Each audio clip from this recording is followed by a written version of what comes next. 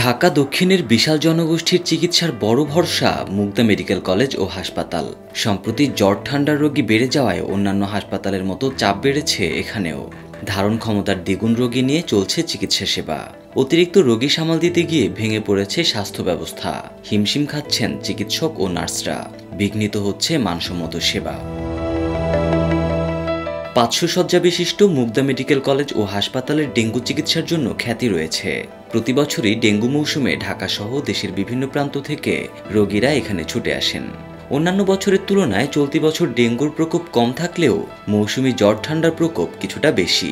রাজধানী সহ দেশের বিভিন্ন প্রান্ত থেকে ভাইরাস জ্বর সহ নানা অসুখ নিয়ে হাসপাতালটির মেডিসিন বিভাগে ভিড় করছেন রোগীরা। গতকাল বিকাল পর্যন্ত হাসপাতালটিতে ভর্তি থাকা রোগীর সংখ্যা ছিল 1000-এর বেশি। তাদের মধ্যে বেশি রোগী মেডিসিন ওয়ার্ডে।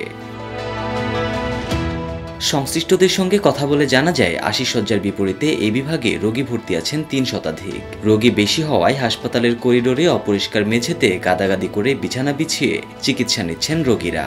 রামপুরার বাসিন্দা জুই আক্তার জ্বর নিয়ে গতকাল ভর্তি হয়েছেন মেডিসিন বিভাগে। হাসপাতালের করিডোরে শয্যা পেতে চিকিৎসা নিচ্ছেন তিনি।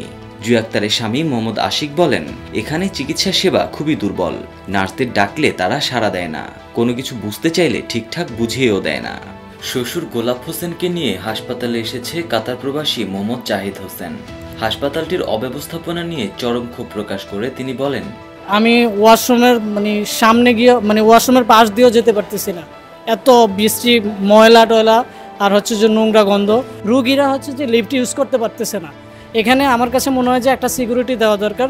সিরিয়াল থাকে লং, কোনো যে রুগী ইউজ করতে পারে না। অনেক রুগী আমার শ্বশুরের নিয়ে যখন আসছে তখন যে আমার যে বড় আফু উনিও কান্না করছে, কিন্তু কেউ ওইরকমভাবে স্পেস দিচ্ছে না। হাসপাতালের মেডিসিন ওয়ার্ড সূত্র জানায়, এই ওয়ার্ডে বর্তমানে রোগী 300-র বেশি। বিপরীতে সচল শৌচাগার মাত্র 3টি। সেই হিসেবে প্রতি 100 রোগীর বিপরীতে শৌচাগার আছে মাত্র 1টি। আরও 3-4টি শৌচাগার রয়েছে যেগুলো ব্যবহারের উপযোগী নয়। নোংরা পরিবেশের মধ্যেই বাধ্য হয়ে রোগীরা শৌচাগার ব্যবহার করছেন। অনেকে গোসলখানাকেও শৌচাগার হিসেবে ব্যবহার করতে বাধ্য হচ্ছেন। রোগী ও স্বজনরা ক্ষোভ প্রকাশ করে বলেন, এত দুর্গন্ধ ও নোংরা শৌচাগারে ঢুকে সুস্থ মানুষও অসুস্থ হয়ে পড়বে। হাসপাতাল কর্তৃপক্ষ এ ব্যাপারে কোনো ব্যবস্থাই নিচ্ছে না। হাসপাতাল কর্তৃপক্ষ বলছে, সীমিত জনবল নিয়ে দ্বিগুণ রোগীর চিকিৎসা সেবা দিতে গিয়ে হিমশিম খাচ্ছেন তারা। আমাদের যেহেতু 500 শয্যার হসপিটাল, সেখানে এই মুহূর্তে আমাদের প্রায় দ্বিগুণ রোগী ভর্তি আছে। 1000-এর থেকে দুইটা রোগী কম। 998 জন রোগী ভর্তি আছে। কাজে আমাদের ভর্তি রোগীর চাপ তো দ্বিগুণ। আর একইভাবে আউটডোরেও প্রচুর রোগীর সমাগম ঘটে। বছরের অন্যান্য সময়ের তুলনায় এই সময় আরও বাড়ছে। প্রায় প্রতিদিন 3 থেকে 4 হাজার রোগী আউটডোর থেকে সেবা নিচ্ছে। সময় ভেদে রোগীর সংখ্যা বাড়ে কমে, কিন্তু আমাদের জনবল তো আর ওইভাবে বাড়ে না। জনবল ফিক্সড আছে।